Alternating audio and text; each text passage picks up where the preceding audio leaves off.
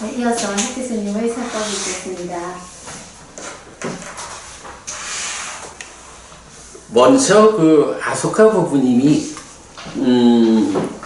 저 백영산부터 시작해서 금정산을 완주하는 완주를 했다. 뭐 대략 8시간 걸렸다고요. 27km. 27km. 네. 저도 한번 했어요. 응? 저도 한번 했어요. 네, 그러셨구나. 그래 이제 그 말씀을 듣고 나도 좀 해봐야지 해가지고 지난 금요일날 요 어린이대공원에서 출발해서 그야말로 싹싹 과정을 거쳐가지고 금정산 정상 고당봉까지 갔다가 그 고당봉에서 북문으로 안 내려오고 바로 내려가는 길이 있더라고요. 범어사로 오셨구나. 예, 그러니까 범어사 계명암 쪽으로 해서 범어사로 이렇게 합쳐지더라고요. 그래서 범어사역까지 걸은 거야. 오셨으면 더 멀다. 예, 범어사역까지를 걸은 거예요. 그랬더니 걷기 시작해서 걷기 끝난 게 딱 6시간이 걸리더라고. 뭐 중간에 뭐 조금 쉬기는 했습니다만은 그랬고 33,000보를 걸은 거야. 뭐 굉장히 그래도 지난 한 5개월 정도 제가 계속 뭐 음식도 좀 조절하고 산에 다니는 일을 계속 했잖아요. 그랬더니 한 5개월 쌓인 운동 능력이 받쳐졌나 봐. 별로 그렇게 힘들다 생각 안 하고 잘 다녀왔어요. 앞으로 좀 틈틈이 그 정도. 뭐 가면서 뭐 특별히 음식을 많이 챙겨 가지도 않았고, 근데 그 정도를 이제 내 몸이 지난 5개월을 쌓아왔더니 이 정도를 감당할 수 있는 상태가 되었구나 라고 역시 그 무산한 삶에서 건강에 도움되는 삶의 과정을 쌓았더니 그리 됐다라고. 그래서 이제 그 가는 중간에 어떤 분 한 분하고 몇 번 인사를 반복했어요. 조금 가다 못 만나고 조금 가다 못 만나고 이랬는데 고당봉 꼭대기에 갔는데 그때가 이제 오후 5시 정도 됐어요. 그러니까 조금 늦은 시간이었죠. 뭐 오후에 출발을 했으니까. 그런데 이제 그이가 또 고당봉 정상까지 뒤따라오신 거야. 그래서 같이 인사하고 배 몇 조각 싸갔던 거를 4조각 가져갔던 거를 드시겠느냐? 이래서 2조각씩 나눠 먹고 그래 이제 걸어서 이제 범어사까지 같이 내려온 거예요. 내려오는 중간에 이분이 뭐 이제 뭐 여러 이야기를 같이 했죠. 그래서 이제 뭐 우리는 기도하는 자리도 아니고 목탁치는 자리도 아니고 열심히 부처님 가르침을 공부하는 곳입니다. 뭐 그렇게 이제 인사를 하다 보니까 이제 여러 이야기를 이제 저한테 이제 질문도 하고 그랬는데 그 중에 한 가지 질문으로 스님 제 뭐 좀 여쭤봐도 됩니까? 말씀하셔요. 그랬더니 성철 스님 말이죠. 법부님, 성철 스님 하면 뭐가 생각나? 삼천백. 또 성철 스님이 하신 법문 가운데 뭐 그래도 한마디 딱 있잖아. 물은 물이고 산은 산이. 그래, 바로 산시산 수시수, 산은 산이요 물은 물이다. 이게 사실은 뭐 성철 스님 하면 그래도 한마디로 그 법문이 대표하지 않아요. 그래 이제 이분이 자기가 늘 좀 궁금한 것이 성철 스님이 그 말씀을 하셨는데 그 의미를 어떻게 보아야 합니까? 라고 질문을 하셔요. 그래 뭐 내가 열심히 땀 흘리고 올라갔다 내려오면서 그 부분 질문을 받고는 글쎄 내가 그 말씀 자체도 성철 스님이 처음 하신 말씀이 아니고 옛날 어떤 조사 스님의 말씀인 거로 알고 있고 제가 사실 부처님 살아서 직접 살한 가르침 이렇게 알려진 경을 공부하는 사람이라 그 조사 스님들의 가르침에 뭐 특별히 큰 관심을 갖고 있지 못한데 뭐 그렇다라는 전제하에 그냥 뭐 그 말을 좀 생각해 보자면 나는 이런 생각이 든다. 산을 볼 때는 단지 사실 그대로 산만 보자. 우리가 그 인식을 한다라고 할 때 1차 인식에서 안과 색들의 그러니까 안과 색들을 연하여 안식이 있다라고 보고 알잖아요. 보고 아는데 산을 보면 그냥 산이라고 알면 되잖아. 그런데 거기에 1차 인식의 공동주관으로 욕탐이라는 게 참여를 한단 말이죠. 그래가지고 행위 영역에서 진행되는 탐진치를 싣고 와가지고 눈앞에 보이는 산을 이 산에다가 어떤 문명이 작용하고 대표적으로 탐이라는 것이 작용해가지고 이 산이라는 것은 이러이러한 산이야 라고 그냥 보이는 산을 보이는 그대로 알지 못하고 거기에 무언가 어떤 가치를 담아가지고 이런 산 저런 산 하고 왜곡해서 보게 된단 말이죠. 이렇게 욕탐이 참여해가지고 산을 산 그대로 보지 못하고 왜곡해서 보는 걸 뭐라 그래? 요걸 니미타 그것도 상이라고 말한다고 서로 산자를 써서 니미타 이러는데 일반적으로 이렇게 눈에 보이는 산을 산 그대로 보지 못하고 욕탐이 싣고 오는 탐진치에 의해서 어떤 가치를 부여해서 왜곡해서 보는 것. 이제 요런 게 산을 산대로 보지 못하게 하는 왜곡이라고. 그렇게 보고서 있는 그대로 보지 못하고 왜곡해서 보니까 그러한 삶의 과정에서 괴로움을 만든다. 그러니 산은 산이요 라는 말을 뭐 어렵게 보지 맙시다. 그냥 산이 보이면 그냥 산이라고 알자. 거기에 탐진치를 싣고 와가지고 무언가 자기대로의 가치를 부여해가지고 왜곡해서 보지 않는 것. 뭐 요렇게 말하면 산은 산으로 그냥 있는 그대로 보고 물은 물이라고 그저 있는 그대로 보는 뭐 이런 것이 성철스님을 대표하는 그 말씀 산은 산이요 물은 물이다 라고 이해하면 좋지 않을까 싶습니다. 사실 이런 말과 관련해서는 뭐 제가 즐겨 쓰는 표현 불교를 하나의 문장으로 압축해보자 라고 하면 사실에 괴리된 삶은 괴로움을 만들고 사실에 부합한 삶은 행복을 만든다 라고 불교를 압축해서 말할 수 있는데 바로 그때 사실이라는 것이 무엇이냐? 교리적으로는 무상고 무아 지금도 우리가 출현경을 독송했지만 바로 이렇게 재행무상 재행계고 재범무아라고 알려지는 이 삼법인 의로 존재하는 것을 실상 그대로 있는 그대로 보면 뭐 그것이 그대로 사실이고 그렇게 사실 그대로 보면 괴로움이 생겨나지 않아. 삶이 행복해. 그런데 인간들의 삶이 어떠냐 하면 그걸 그대로 있는 그대로 보지 못하고 거기에다가 탐진치 싣고 와가지고는 자기대로의 어떤 가치를 부여해가지고 이 산이 괜찮은데 이 산을 내 걸 만들어 버릴까? 그러면 나의 산이 되겠지? 이러면서 욕심을 작용하고 아니 이 좋은 산을 왜 지는 지산이라고 지산이라고 지 걸 만들어 버렸을까?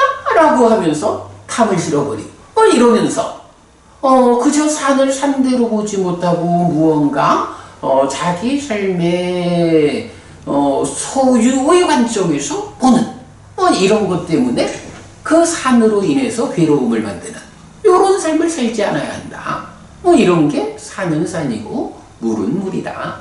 이런 의미로 보면 좋지 않을까 합니다. 라고 했더니 그분도 참 좋은 말씀입니다. 자기도 어떤 편견 없이 있는 그대로 보면 참 좋겠다라는 의미 정도로 이해하고 있었는데 스님 말씀 들어보니 제가 그래도 바르게 이해하고 있는 것 같습니다 라고 하셔서 예, 그렇게 보시면 됩니다.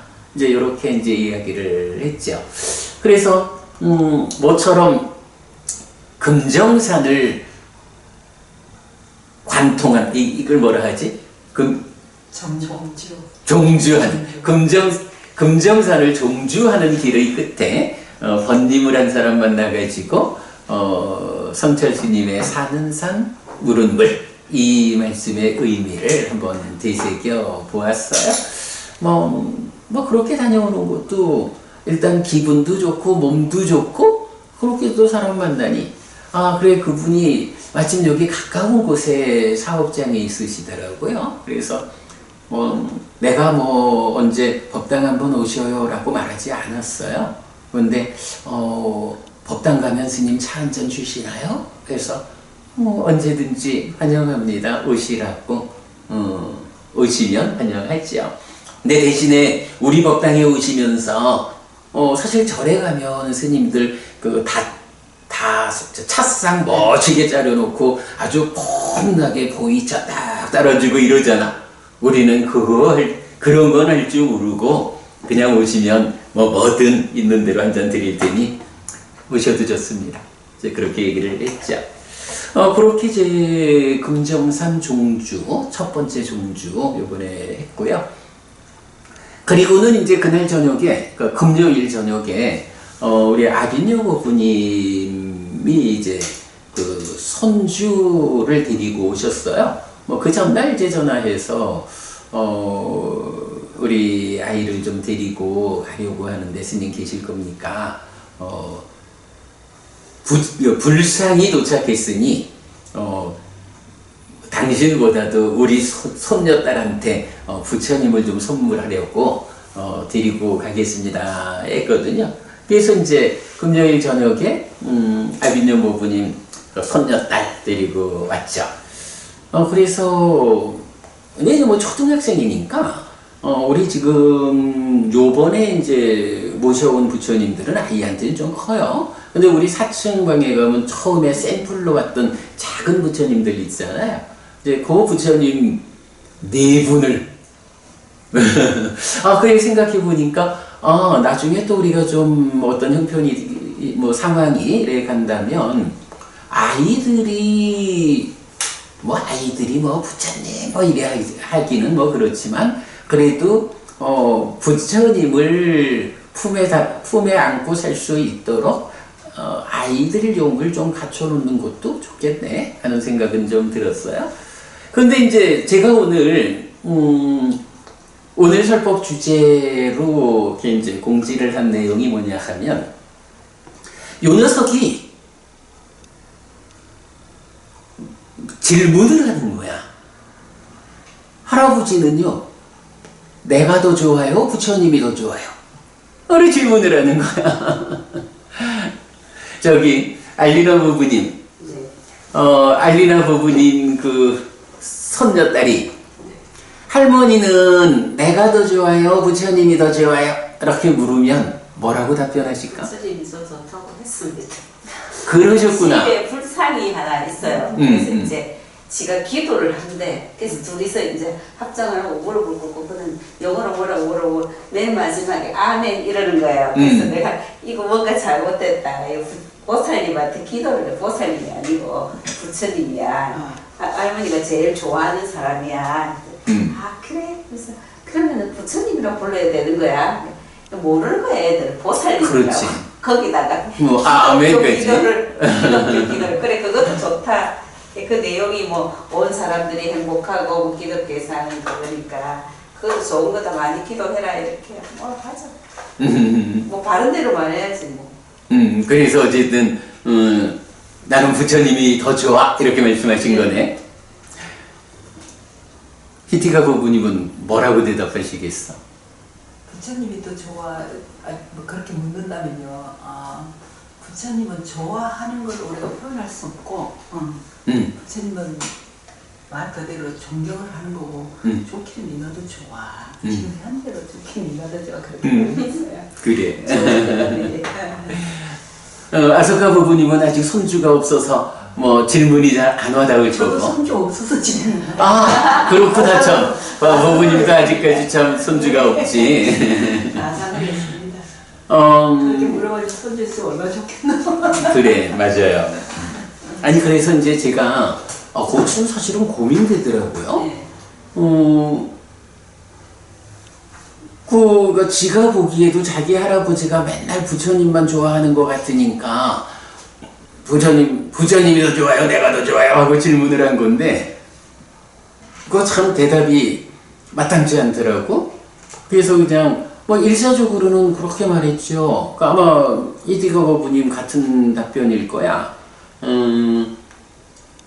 너를 좋아하는 거하고 부처님을 좋아하는 거는 경우가 다른 거야.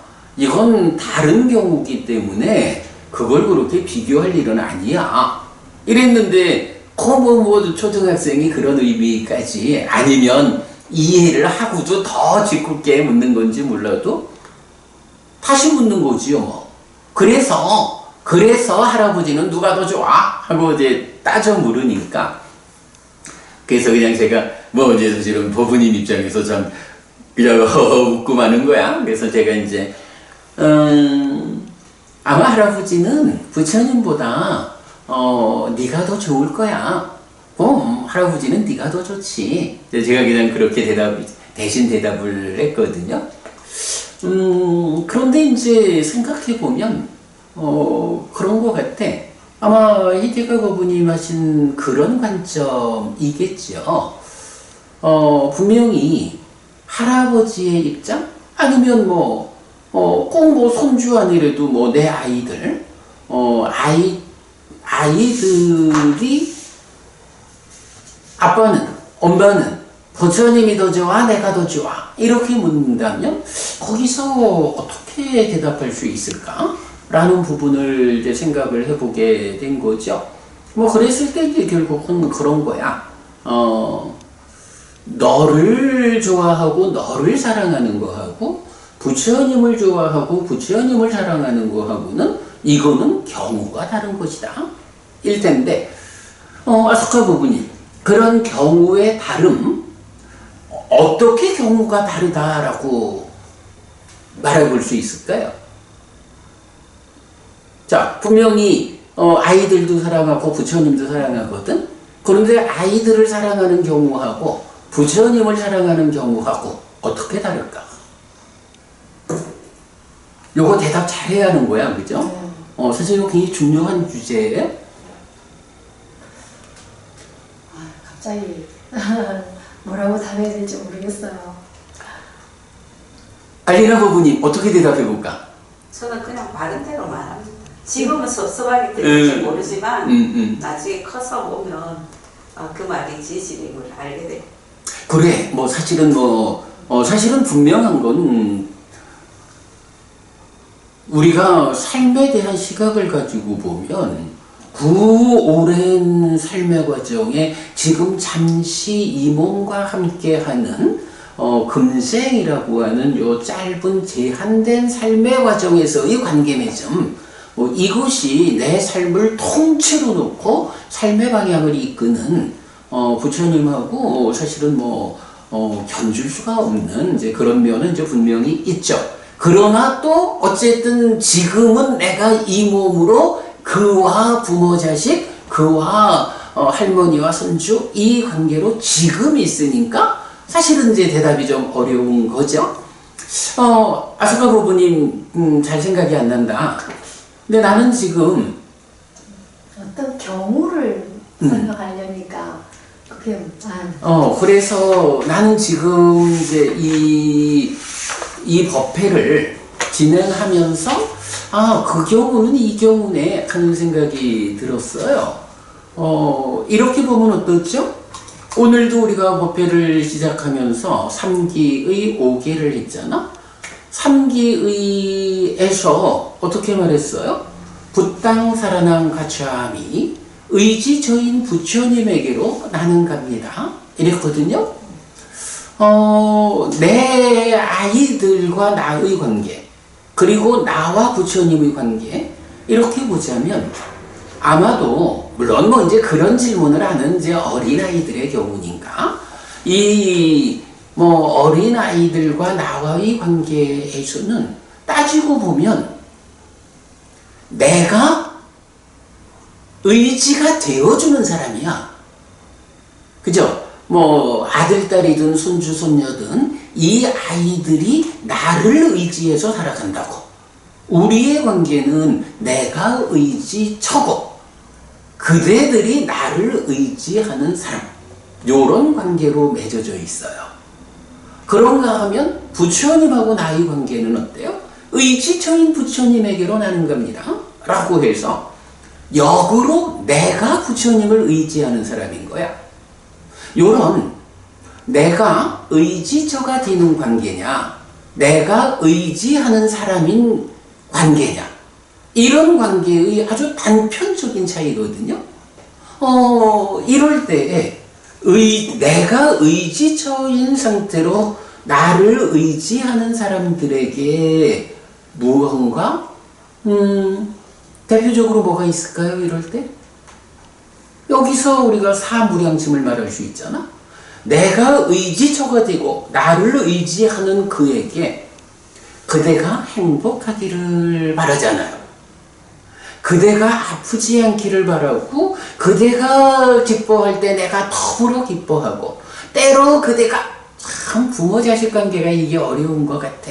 때로 자식이 그냥 진짜 남 같으면은 진짜 뺨이라도 한 대 후려갈기고 싶은 이런 짓을 자식들이 하는 경우가 종종 있잖아요.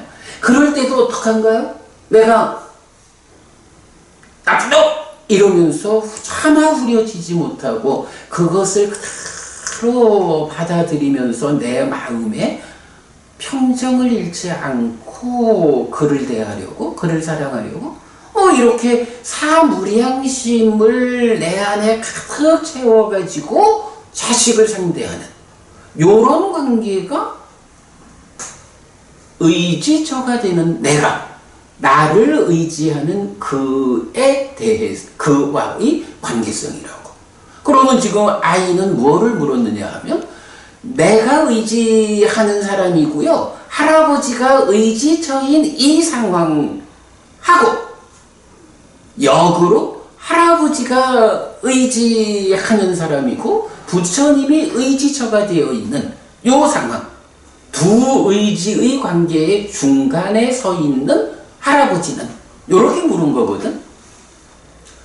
그래서 이제 저는 말을 제가 좀 건너뛰었네. 어쨌든 의지처가 되는 내가, 나를 의지하는 아이에 대한 나의 그 사랑이 자비희사 사무량심, 이런 관계로 펼쳐지는 거죠. 그런가 하면 나는 부처님을 의지한다라고 할 때 이 부처님을 의지함으로써 나는 어떤 것을 얻을 수 있을까? 이 측면이 부처님에 대한 확고한 믿음. 그래서 우리 지난주에도 나는 불교를 믿는다에서도 그 깨달음을 겨냥한 자와 하늘을 겨냥한 자, 하늘을 겨냥한 자 이럴 때에 부처님이 나를 믿고 나를 사랑하는 자들은 모두 하늘을 겨냥한 자들이다. 이제 이런 대목. 수요일 법회에서도 그 내용 반복했었죠. 이제 이런 과정으로 우리가 부처님을 믿고 사랑한단 말이죠. 그러면 우리가 그만큼 부처님을 믿고 사랑하는 결과로 의지처인 부처님에게서 되돌아오는 것은 내가 그렇게 하늘을 겨냥해서 하늘에 태어나는 삶, 그것을 더 뛰어넘으면 깨달음을 겨냥해서 깨달음을 실현하는 삶, 이런 성과를 나한테 주는 이런 관계란 말이죠.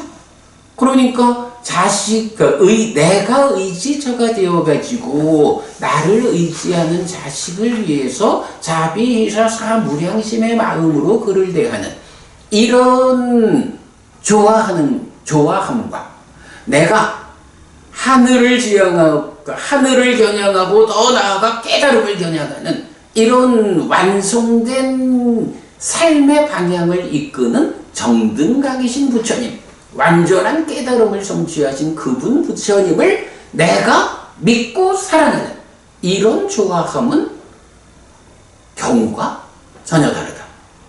그래서 사실은 이제 여기서 의지처인 그분 이럴 때 의지처가 부처님이 되는 경우하고 부처님 아닌 정등각인 부처님과 정등각이지 못한 다른 스승을 의지하는 경우의 차이가 있죠.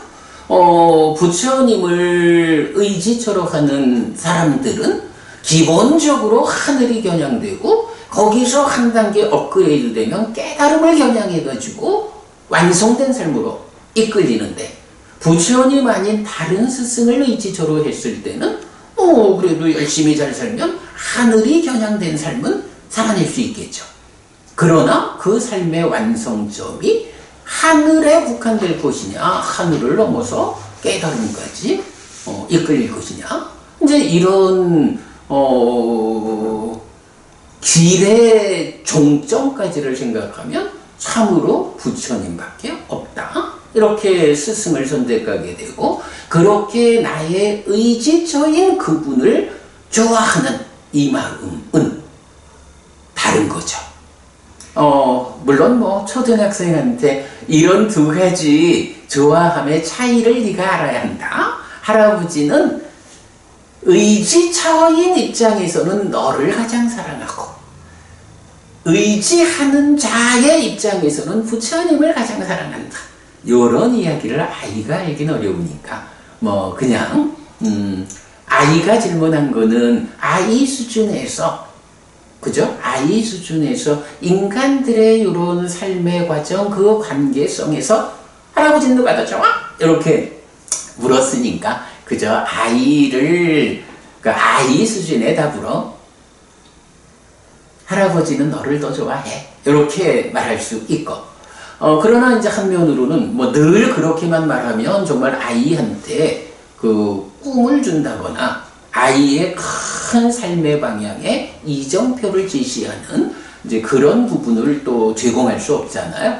그러니까 또 경우에 따라서는 내가 너를 정말 정말 사랑하지만 너를 사랑하는 것과 부처님을 사랑하는 것은 경우가 다른데, 더 큰 의미로는 나는 부처님을 더 사랑할 수밖에 없는, 왜냐하면 어쨌거나 너와 나의 관계 이전에 내 삶의 주인공은 나이기 때문에 내 삶을 이끄는 의지처인 부처님을 더 좋아할 수밖에 없다. 뭐 이런 말도 때때로 해줘야겠죠. 이런 양면을 가지고 적절하게 답할 수 있으면 그게 정답이 되지 않을까라는 생각을 좀 해봤어요.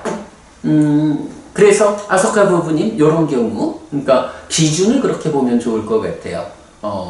우리가 법회 때마다 3계일을 하는데 내가 의지처가 되었을 경우에 어떤 입장과 부처님을 의지처로 하는 나라는 나의 입장, 요런 의지 관계의 기준의 차이를 가지고 대답을 하면 우리가 적절한 답을 할 수 있겠다.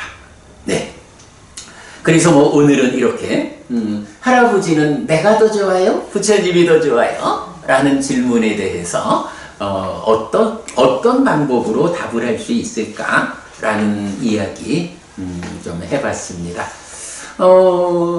이제 뭐 사족처럼 오늘도 이제 법회 시작하기 전에 우리 법우님 세 분이 참 일을 할 사람은 많지 않은데 11월 5일날 까치나 상가 공양 법회를 하면서 손님들을 초청해 놨으니 이제 이 다수의 손님들을 어떻게 맞이해서 그래도 집에 온 손님들이 흉은 보지 않고 가시게 해드려야 하겠는데 참 걱정이 된다라고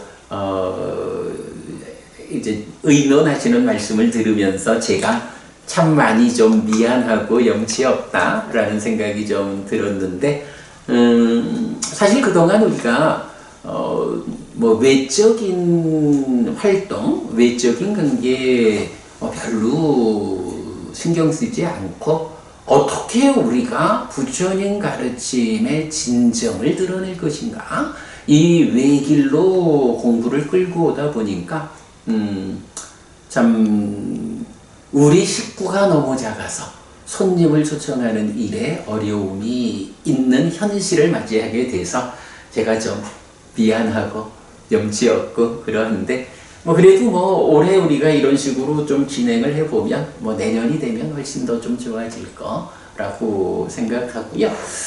우리가 테라와다 스님을 15분 이렇게 초청하는 걸로 계획이 돼 있었잖아요. 그런데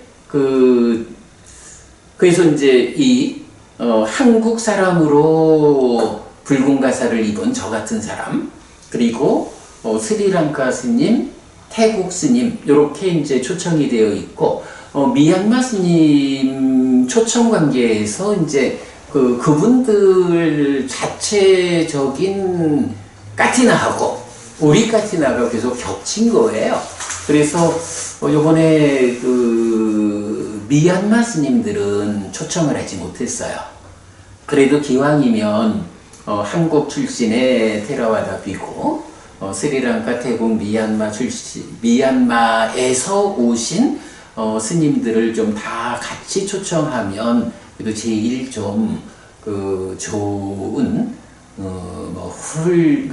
훌륭하게 좀 상가 공양 법회, 까티나 법회를 운영했다라고 말할 수 있겠고, 뭐 그래서 참 우리 몇 안 되는 법부님들이 수고로우셔도 그렇게 우리가 좀 일을 해보자 라고 진행을 했는데, 뭐 제가 좀 너무 늦게 초청 작업에 나서서 그런 것 같아요.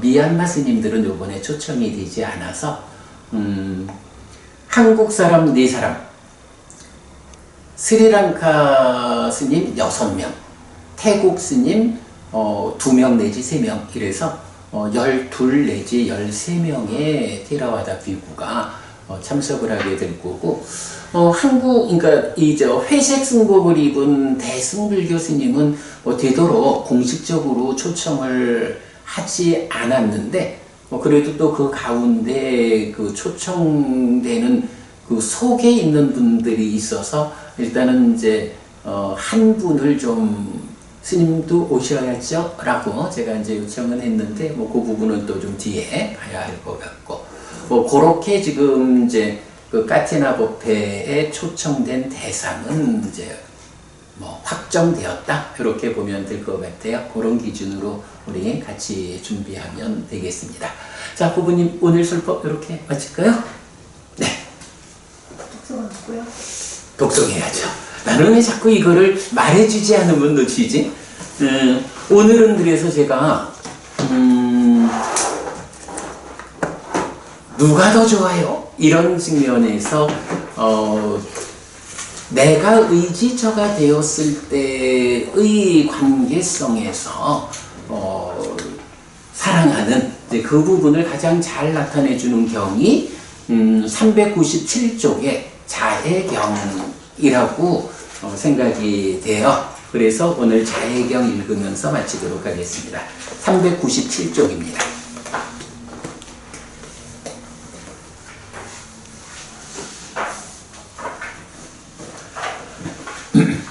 자, 메타스땅 자해경입니다. 자해경, 해야 하는 일을 위한 능숙함으로 그 평화로운 경지를 철저히 안 그는 올곧고 아주 올곧은 사람, 부드럽고 오만하지 않게 잘 말하는 사람, 만족을 알고 뒷받침하기 쉽고 검소하게 살아서 할 일이 적은 사람, 기능이 고요하고 신중하고 겸손하고 가문에 대해 욕심내지 않는 사람, 그는 현명한 사람이니 남을 질책하게 하는 어떤 작은 행위도 하지 않는다. 오직 행복하고 안온하기를, 오직 중생이 기뻐하기를. 흔들리는 경지이든 흔들리지 않는 경지이든 예외 없이 활성 가진 활성 존재라면 누구든지 길든 크든 중간이든 짧든 미세하든 거칠든 보이든 보이지 않든 멀리 있든 가까이 있든 단지 활성 존재이고 단지 존재를 추구하는 자인 모든 중생이 기뻐하기를 서로 속이지 않고 어디서든 누구든 얕보지 않아야 한다. 화가 나고 저항의 상 때문에 서로 간의 괴로움을 원하지 않아야 한다. 어머니가 자기의 아들을 하나뿐인 아들을 목숨으로 보호하듯 이렇게 모든 활성 존재에 대해서도 한량없는 마음을 키워야 한다. 오는 세상에 대해 위로 아래로 중간반으로 압박 없고 원망 없고 적대감 없는 자애의 마음을 한량없이 키워야 한다. 서 있거나 걷거나 앉아 있거나 깨어 있는 한 그것에 대해 삿기를 확고히 해야 한다. 그것이 성스러운 머뭅이라고 사람들은 이것을 말한다. 치우치지 않은 견해를 가져서 개를 중시하고 봄을 갖춘 자, 소유의 삶에 대한 갈망을 제어하여 확실하게 몸으로 다시 오지 않는다.